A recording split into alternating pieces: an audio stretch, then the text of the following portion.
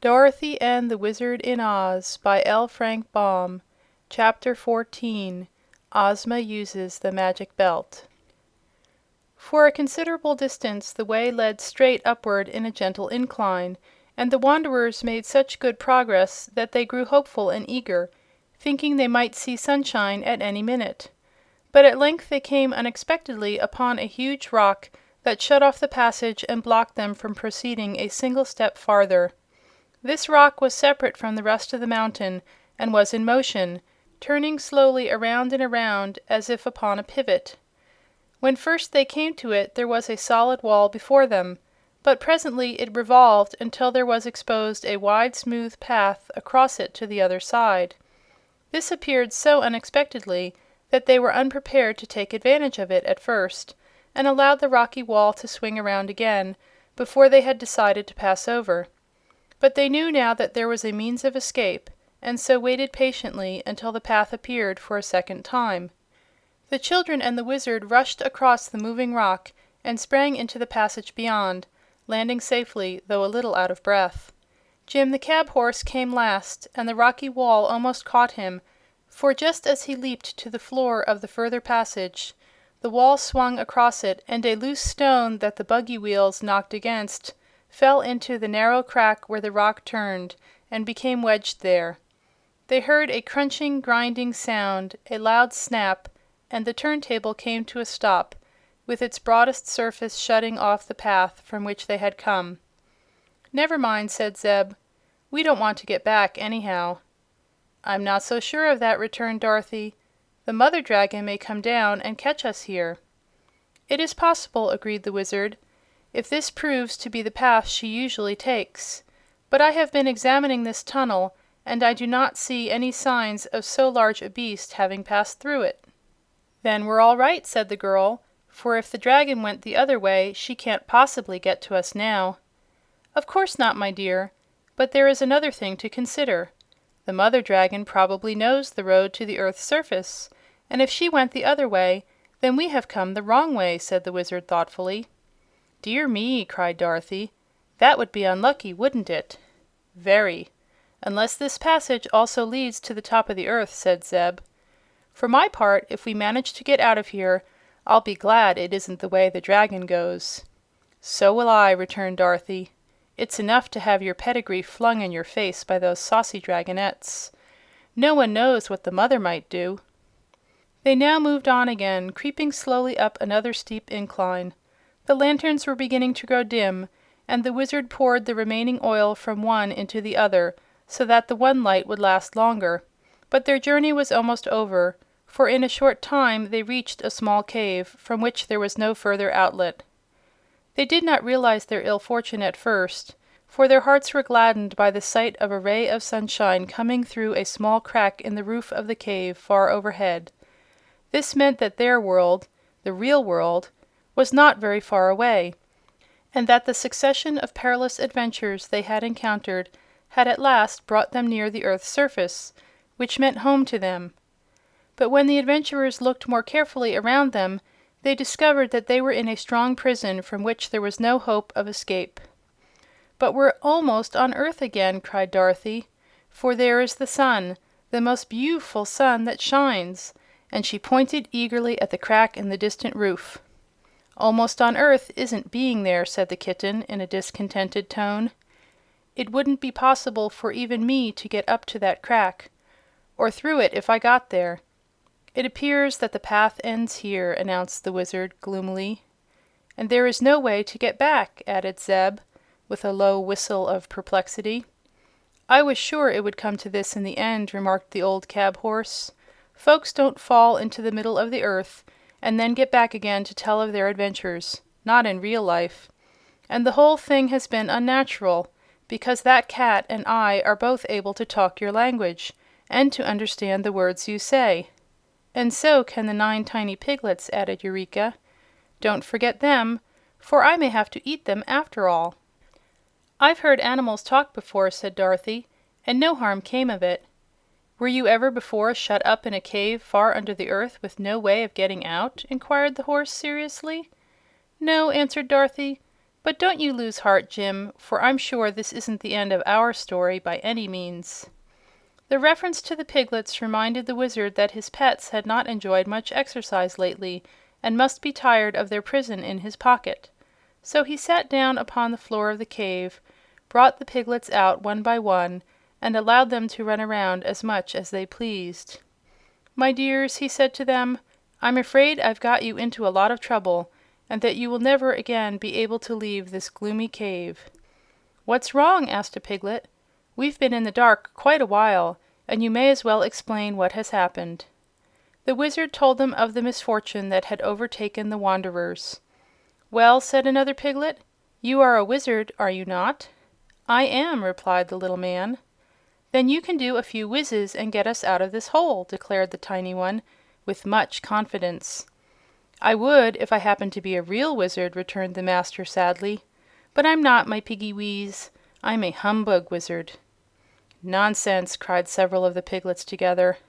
"You can ask Dorothy," said the little man, in an injured tone. "It's true enough," returned the girl earnestly. "Our friend Oz is merely a humbug wizard, for he once proved it to me. He can do several very wonderful things, if he knows how, but he can't whiz a single thing if he hasn't the tools and machinery to work with." "Thank you, my dear, for doing me justice," responded the Wizard gratefully. "To be accused of being a real wizard when I'm not is a slander I will not tamely submit to. But I am one of the greatest humbug wizards that ever lived, and you will realize this when we have all starved together and our bones are scattered over the floor of this lonely cave." "I don't believe we'll realize anything when it comes to that," remarked Dorothy, who had been deep in thought. "But I'm not going to scatter my bones just yet, because I need them, and you probably need yours, too." "We are helpless to escape," sighed the Wizard. "We may be helpless," answered Dorothy, smiling at him, "but there are others who can do more than we can. Cheer up, friends. I'm sure Ozma will help us." "Ozma!" exclaimed the Wizard. "Who is Ozma?" "The girl that rules the marvelous Land of Oz," was the reply. "She's a friend of mine, for I met her in the Land of Ev not long ago and went to Oz with her." "For the second time?" asked the Wizard, with great interest. "Yes. The first time I went to Oz I found you there, ruling the Emerald City. After you went up in a balloon and escaped us, I got back to Kansas by means of a pair of magical silver shoes." "I remember those shoes," said the little man, nodding. "They once belonged to the Wicked Witch. Have you them here with you?" "No, I lost them somewhere in the air," explained the child.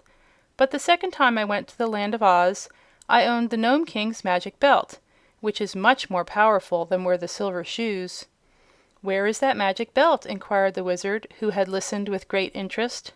"Ozma has it, for its powers won't work in a common, ordinary country like the United States.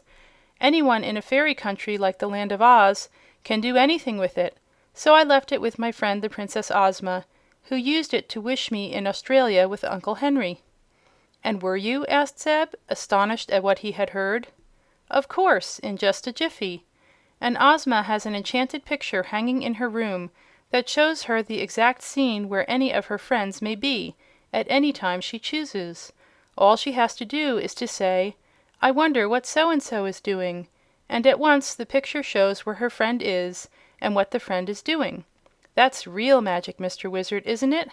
Well, every day at 4 o'clock Ozma has promised to look at me in that picture, and if I am in need of help I am to make her a certain sign, and she will put on the Nome King's magic belt and wish me to be with her in Oz."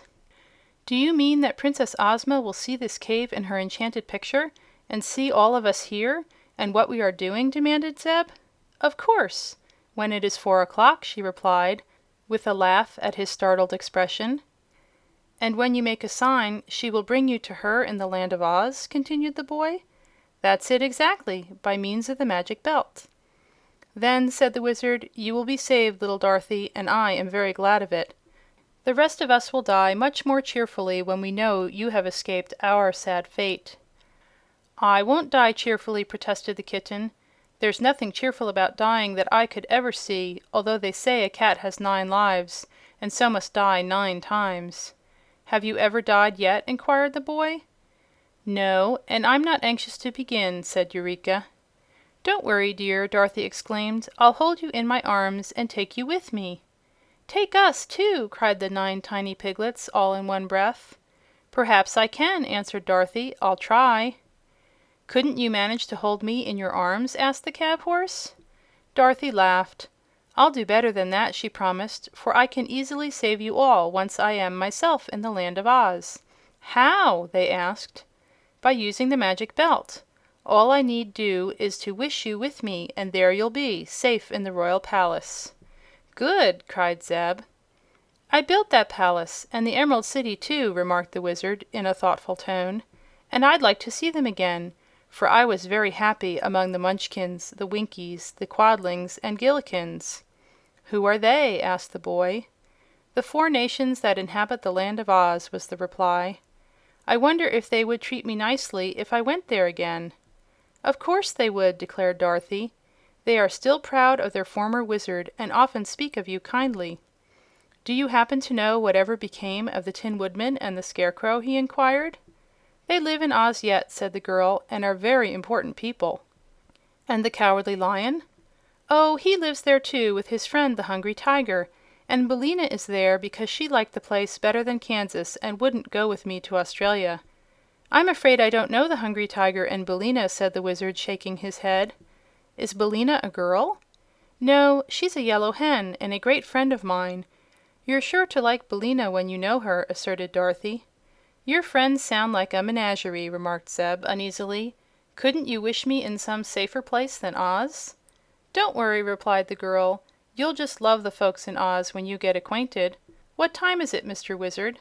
The little man looked at his watch, a big silver one that he carried in his vest pocket.